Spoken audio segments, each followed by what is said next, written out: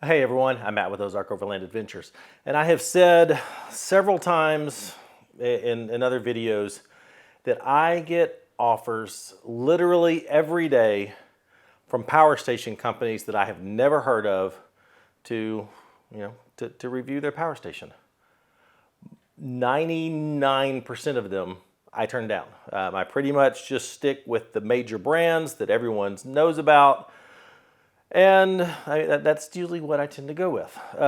But I just get so many offers, and I decided I want to see what, a brand that I've never heard of before, what their power station might be like. I wanted to find out. So I got an offer from Ugreen to review their power station. This is the Ugreen PowerRoam 1200.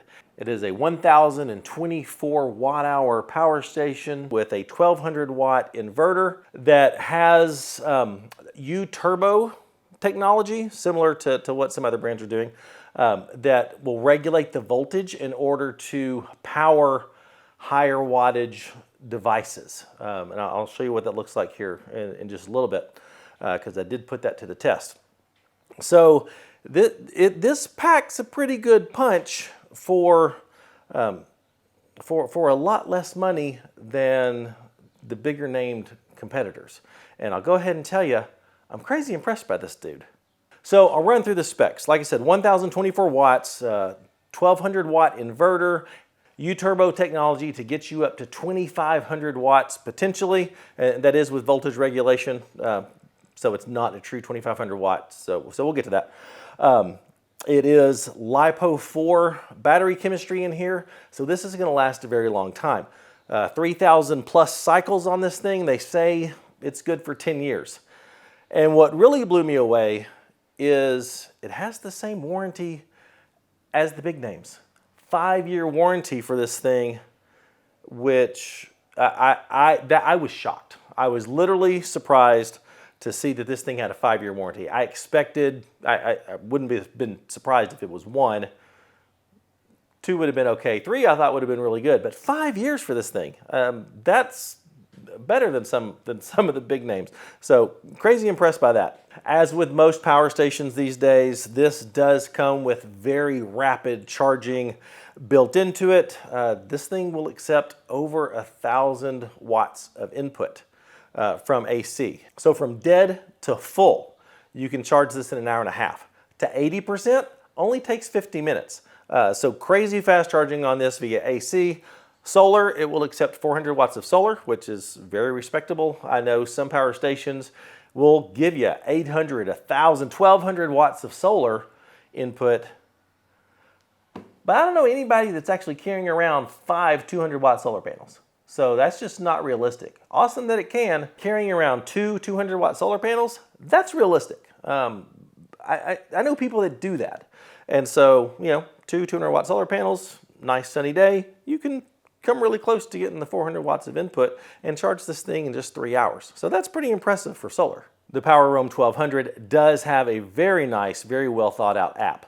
It's very pretty. It obviously tells you the state of charge, it tells you operating temperature, tells you total watts of input and output, where they're coming from. You can turn different ports on and off, such as the DC, the USBs, the AC. You can turn all those on and off from the app. You can even turn the flashlight on from the app.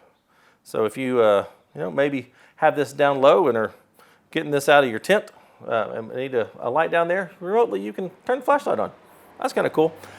In the settings, you can turn the U-turbo feature on and off. You can adjust audio tones, quiet mode, diagnostics, all that sort of stuff. It gives you a lot of control over this thing that I'm pretty impressed with. So, yay for a good quality app.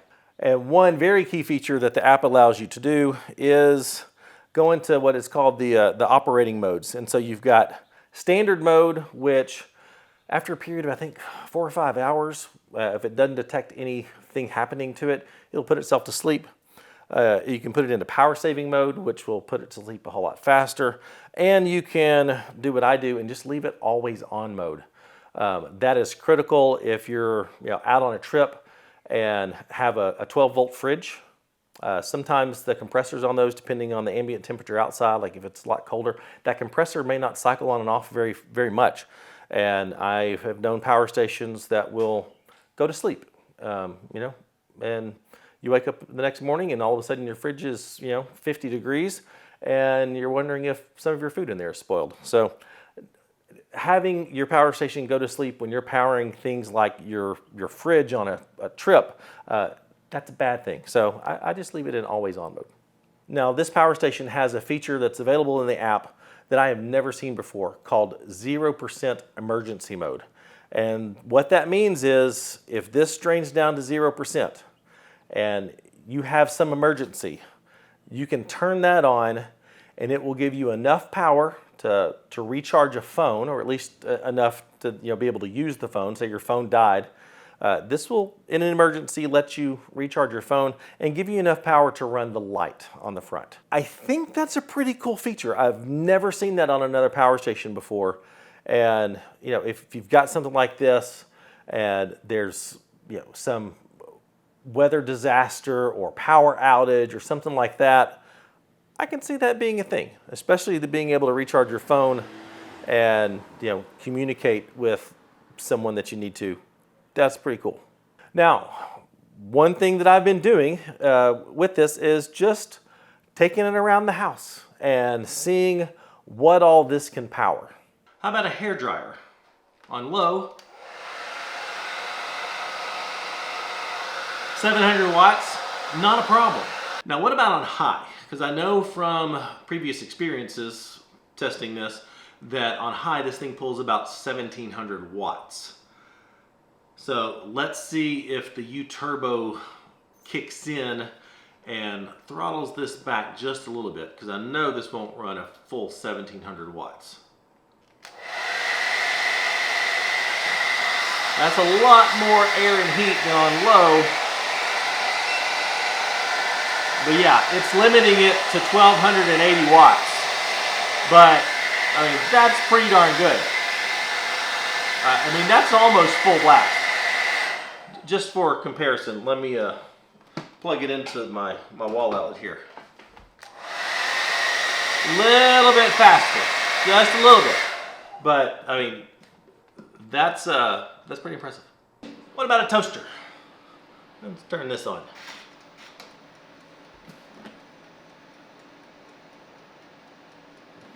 $1,140 watts. Not a problem.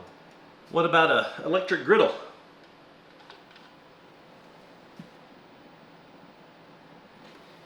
$1,174 watts. Not a problem. And just to reinforce that this will power it for a while, I'm not just turning these on, checking them, and turning them off. I've had this running for a minute.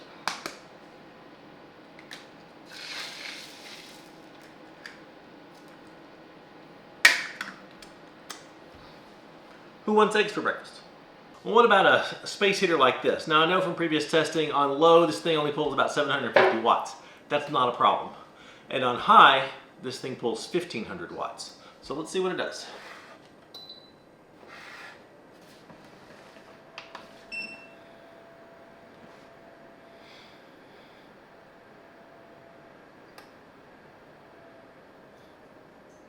So the U-boost is kicking in and limiting it to 1280 watts, but it's working. Now the U-turbo technology is great for things like a hair dryer, a heater, electric kettle, that type of thing. Don't use the U-turbo technology with sensitive electronics, like a microwave. Don't try to use it to run a microwave.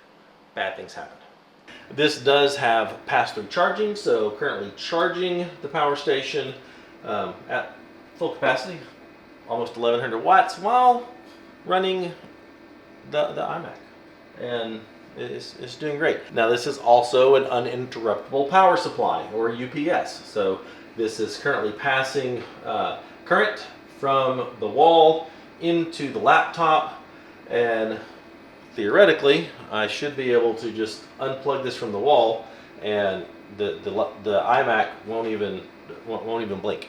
So they say a 20 millisecond switchover time. So let's see. Perfect. The iMac's still running.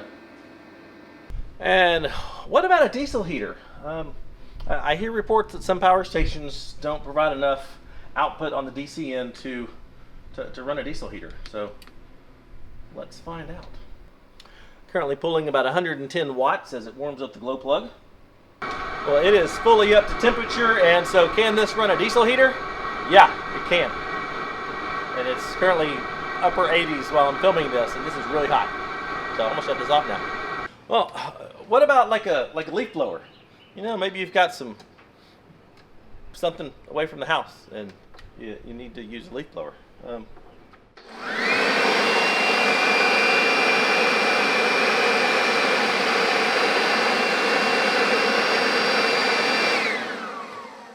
That pulls a lot more power than I expected. 778 watts. I didn't think it would pull that much, but it works. So what about power tools like a grinder?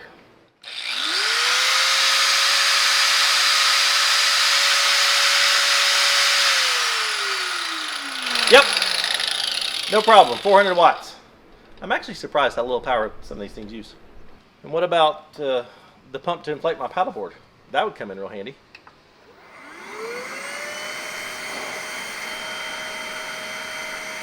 Oh yeah, only 125 watts. That'll inflate a lot of paddleboards. Now, in addition to all that, the one test that I do with every single power station I get in, because, I mean, this is an overlanding, off-roading, camping focused channel. So one of the primary uses we have for this, other than keeping phones and camera batteries and stuff like that charged, occasionally running a hairdryer at camp if we're out on a longer trip, that sort of thing, is keeping our fridge running. That's what most people are going to use these as their primary focus. And this one did a killer job. What I do is we've got a Dometic CFX55 IM, and there's a couple 2-liter bottles of water in there to keep just the interior temperature regulated as if you would have some food in there. It's in the house, so always set at 74 degrees. And I just plug this in and let it run until it dies. This one came in at a very impressive 89 minutes and 17 seconds on that fridge test. That is on par with other 1,000 watt-hour power stations that I have tested in the past, and it is actually better than a couple 2,000 watt-hour power stations. So 89 hours for a 1,000 watt-hour power station, very respectable, very good. Now, in the box, you get a very detailed owner's manual. This goes into all the stuff.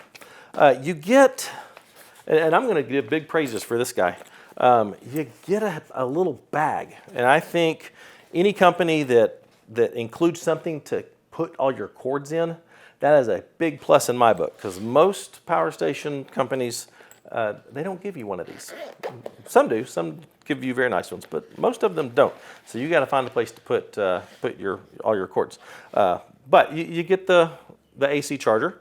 That's all you get. This one doesn't have the big bricks or anything like that to deal with. All that technology is in here. So all you have to deal with is just a simple AC cord. It's got a XT60 charging cord. This is for your solar. It does allow 2 solar panels to be connected in parallel. So already set up for you. You don't have to worry about that. You just have to have either adapters or connectors for the XT60.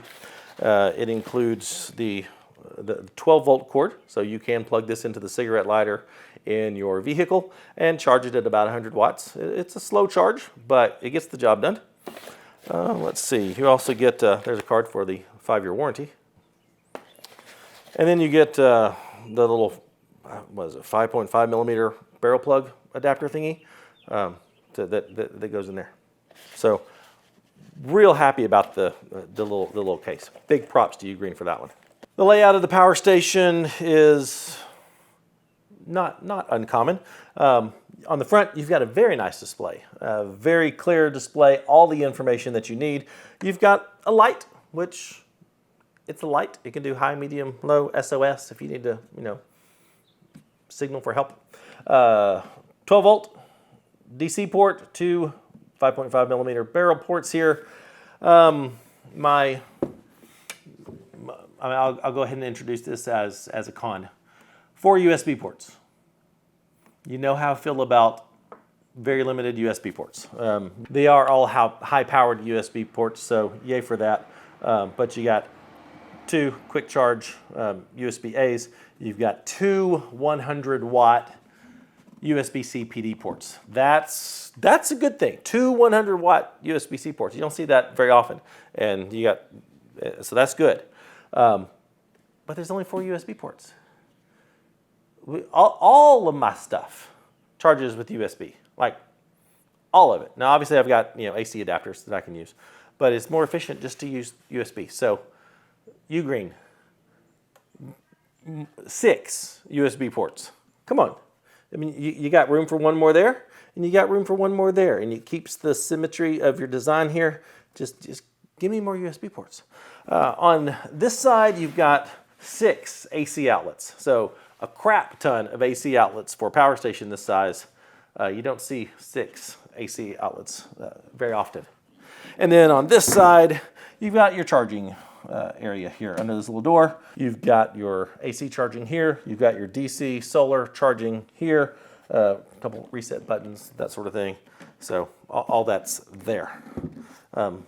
Handle on top. It is. It feels sturdy. I feel like this could take a beating on a trip, banging around in the back of your rig, and it's good. My biggest issue with the design is I don't like fixed handles like this. I griped about this with the Jackeries. I don't like fixed handles like this just because you can't easily stack things, and when we're on trips, that can be an issue. And I do wish all the different outlets and inputs and stuff, I wish they were just on the front. Because if you've got this, charging and being charged, you're going to have cords coming through here, cords plugged in here, cords plugged in there, and it just makes it difficult to just pack this nice and tidy and just keep it in one spot. You're going to have to move it around. So very minor complaint, but it's things like that. I wish some companies, even the big names, don't think about that. It's just things that I've learned from doing this for a while and using these for a while, but not a deal breaker by any means. But it's a thing. Now let's talk price. 1,024 watt-hour power station, all the goodies. Normal price is $999, but there's a $200 discount on this. Link and coupon code are in the description. It's not an affiliate code or anything like that, so just know. But there is a $200 discount, making this $799, which brings this to 78 cents per watt hour. That is stupid cheap when it comes to power stations. I typically say anything, 85 cents-ish per watt hour, that's a good deal. This is a fantastic deal. And when I take this and I compare it to the competition, I think the biggest competitor for this thing is probably the Jackery 1000 or the new Jackery 1000 Pro. Jackery 1000 comes in right at $1 a watt hour for it. It's a 1,000 watt hour power station. It costs $1,000. It's $1 a watt hour. The Jackery 1000 Pro comes in at $1.10 per watt hour. So that's getting up there. And the slightly bigger 1,200 watt hour power station, the Anker 757 that I reviewed a while back, that one's $1.14 a watt hour. So $1, $1.10, $1.14 for the competition, 78 cents. That's crazy. And I would put this over a Jackery any day. Same warranty, a crap ton more AC ports, faster charging, better USB ports. This blows the Jackery 1000 out of the water. Don't even consider the Jackery 1000, if you're in that 1,000 watt hour power station. This blows it away. Well, as you can see, I am very impressed and very blown away by the performance and the quality of the Ugreen PowerRoam 1200. So highly recommend. So if you're in the market for a power station in this range, I really think the 1,000 watt hour is the sweet spot. It's got plenty of power to get you through a weekend, charges quickly, charges multiple ways. This will run anything that you take at camp. I can't think of anything that might require more power than this. Maybe if you take a welder along with you, this might struggle with the welder. So this is awesome. So give the video a like if you would. Subscribe to the channel if you're not already. We've got a goal of hitting 100,000 subscribers and need your help to do so. So if you're not subscribed, go look, just go check and hit that subscribe button and the bell notification icon if you would, please, and help us reach that goal. If you like what we're doing, if you're familiar with the channel and you love the content that we're putting out and want to consider supporting the channel and gaining access to special events and special content and all of our GPS data, go to the Patreon link in the description. And for Ozark Overland Adventures merchandise, go to shopoverlandapparel.com. Thanks for watching. I'll see you next time. Bye.